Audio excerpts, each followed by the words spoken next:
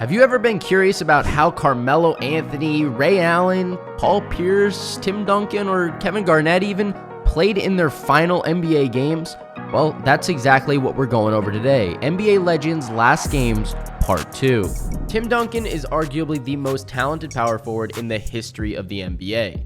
He was selected with the first overall pick of the 1997 NBA draft by the San Antonio Spurs, where he would eventually spend the entirety of his 19-year NBA career.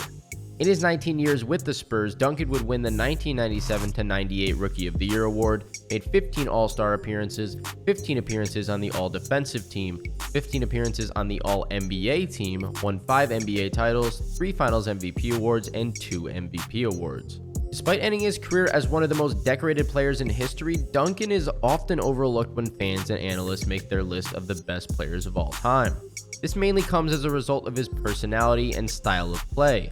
Duncan was a very reserved player both on and off the court. Along with this, he was an extremely team-first player and he rarely made non-fundamental plays. As a result of Duncan not being a particularly exciting player to watch for some or having an outgoing personality off the court, he is oftentimes forgot about.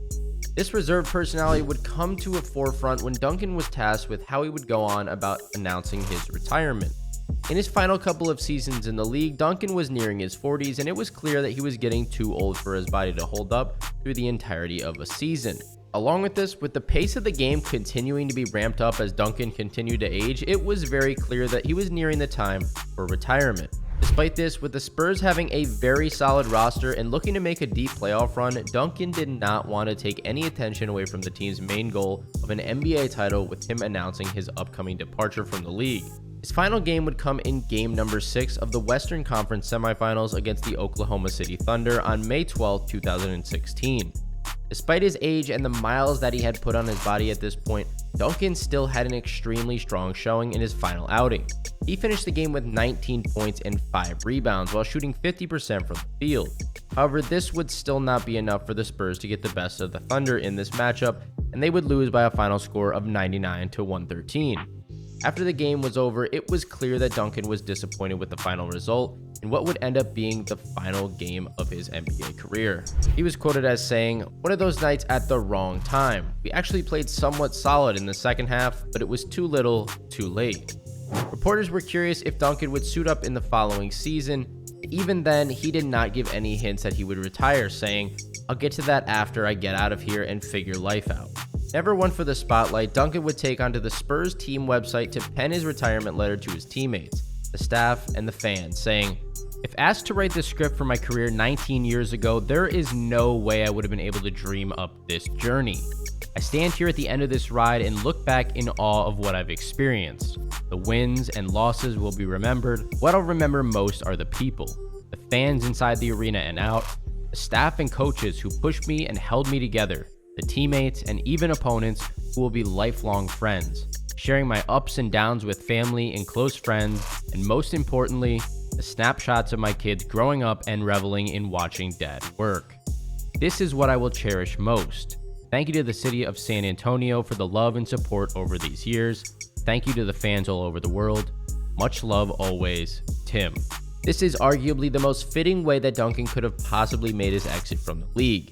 He was never a player that was forced into or really desired to be in the spotlight. Despite being one of the most talented players of the 2000s, he always kept the topic of discussion on the team and the success of the Spurs rather than focusing on his countless individual achievements.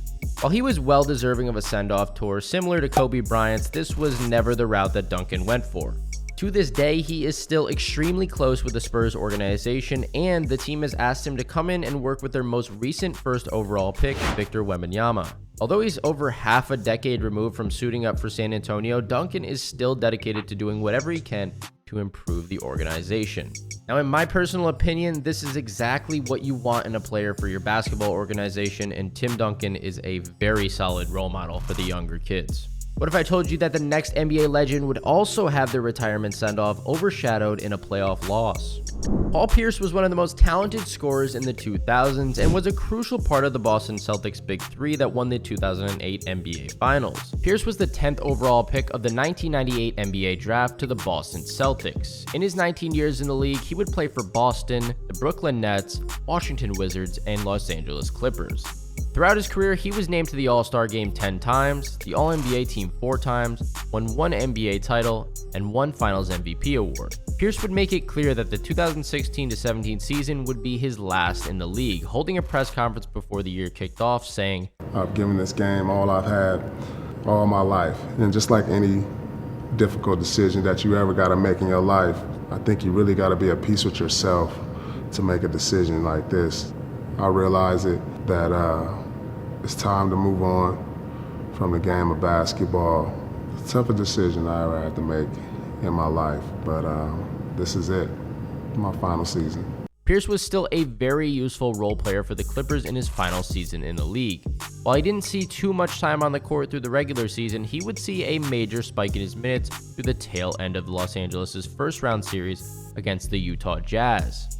His final game would come on April 30th, 2017 in Game 7 of the series. Pierce would finish the contest with 6 points, 3 rebounds, 1 assist, and 1 steal while shooting 50% from the field, 33.3% from 3. Despite Pierce playing his role well in this game, it would not be enough for the Clippers to advance to the second round and reach their ultimate goal of winning a championship. They would lose Game 7 by a final score of 91-104. While Pierce didn't end up getting a farewell tour, he still went out as a solid player even at 39 years old. Up next on our list is another member from the Celtics Big Three that would end up in the Hall of Fame. Kevin Garnett is one of the most talented power forwards that the game has ever seen. He was a revolutionary player at the position as he was able to do a little bit of everything, while most players at the position at this time did not have much of an outside game or any ball handling skills. Garnett was the 5th overall pick of the 1995 NBA Draft to the Minnesota Timberwolves. Throughout his 21 years in the league, he suited up for Minnesota, the Boston Celtics, and the Brooklyn Nets.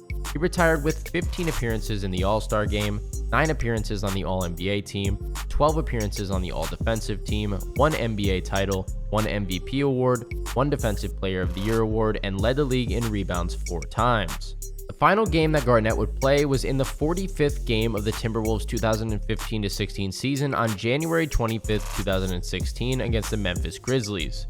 Garnett would not play a major role in this game, finishing the contest with only 2 points while shooting 50% from the field.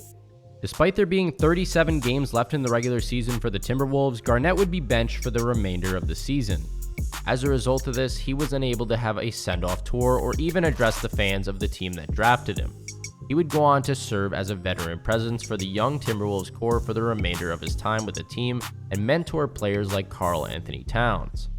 At the beginning of the 2016-17 season, the Timberwolves would then buy out the remainder of Garnett's contract and he would retire from the league. The player that Garnett took under his wing during his second stint in Minnesota, Cat, was quoted as saying, "KG is one of a kind.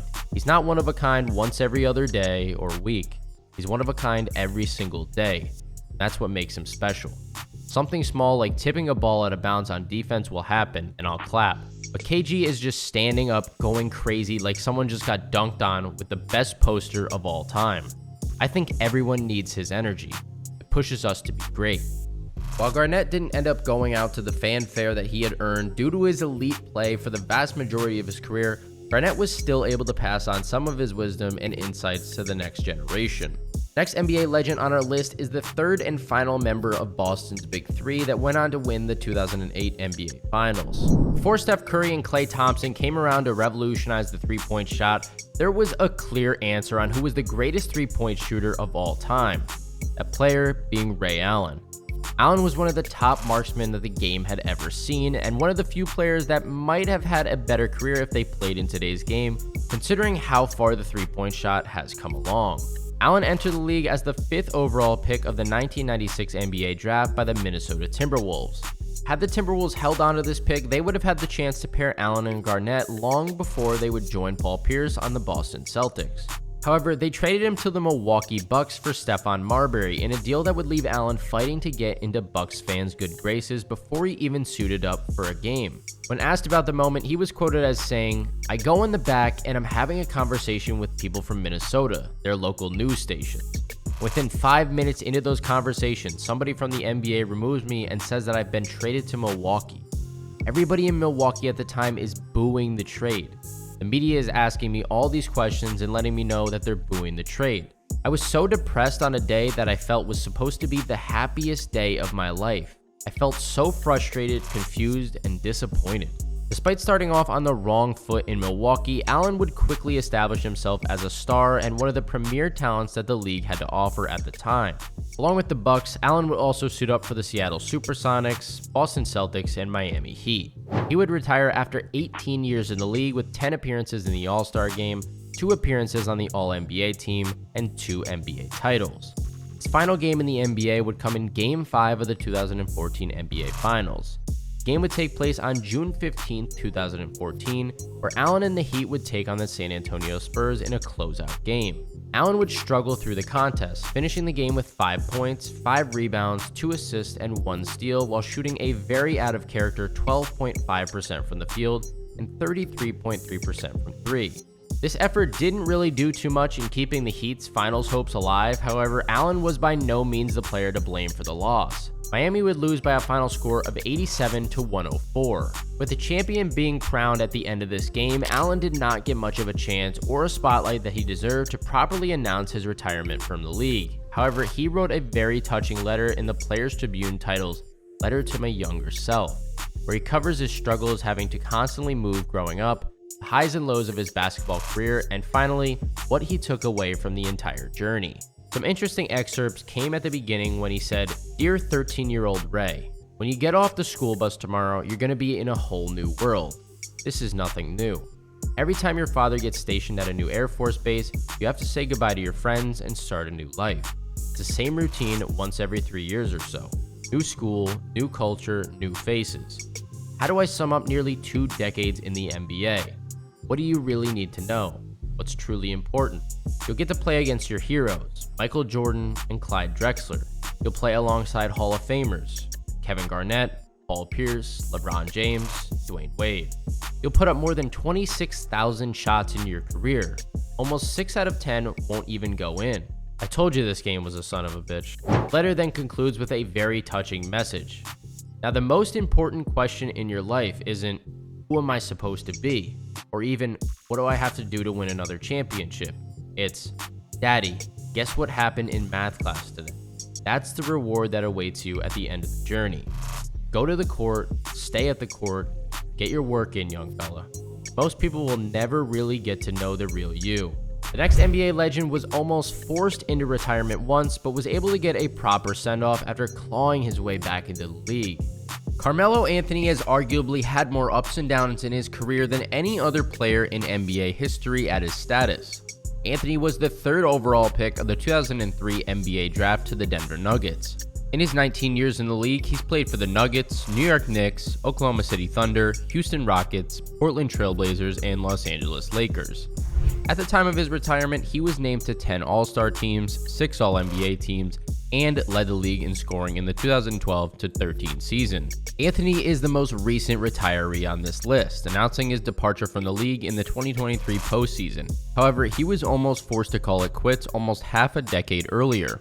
After leaving the Knicks, Melo was a part of 2 teams that were contending for a title, in the Thunder and the Rockets. As a member of the Thunder, he was the 3rd piece of a big 3 consisting of himself, Russell Westbrook, and Paul George, while on the Rockets, he played alongside Chris Paul and James Harden. Anthony would end up being the scapegoat for each of these rosters failing, and a majority of front offices around the league saw him as a past his prime shot chucker. But he would be given a final chance to prove that he still belonged in the NBA by the Portland Trail Blazers, and he would do what he had to keep his career alive. After 2 seasons with the Trail Blazers, Anthony would spend the final year of his NBA career with the Lakers. His final game would come on April 5th, 2022 against the Phoenix Suns. Unfortunately, he would have a very tough showing in this matchup, finishing the game with 10 points, 6 rebounds, 2 assists, 2 steals, and 1 block, while shooting a very inefficient 30% from the field and 33.3% from 3. LA would lose this game by a final score of 110 to 121.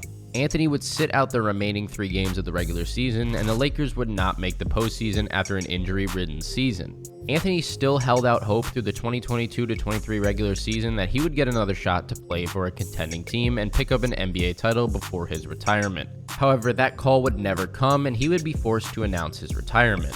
Melo would post a video on Twitter with the caption, "Thank you, #StayMelo." The video would feature clips of his highlights throughout the years while Anthony gave his send-off speech. He was quoted as saying, "I remember the days when I had nothing, just a ball on the court and a dream of something more. But basketball was my outlet. My purpose was strong, my communities, the cities I represented were proud, and the fans that supported me along the way. I am forever grateful for those people and places as they made me Carmelo Anthony.